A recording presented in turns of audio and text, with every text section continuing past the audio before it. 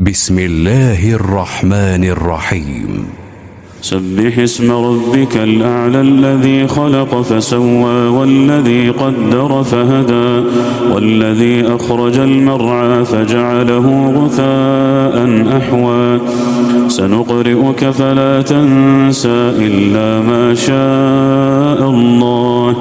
إنه يعلم الجهر وما يخفى ونيسرك لليسرى فذكر إن نفعت الذكرى سيذكر من يخشى ويتجنبها الأشقى الذي يصلى النار الكبرى ثم لا يموت فيها ولا يحيا قد أفلح من تزكى وذكر اسم ربه فصلى بل تؤثرون الحياة الدنيا والآخرة خير وأبقى إن هذا لفي الصحف الأولى صحف إبراهيم وموسى.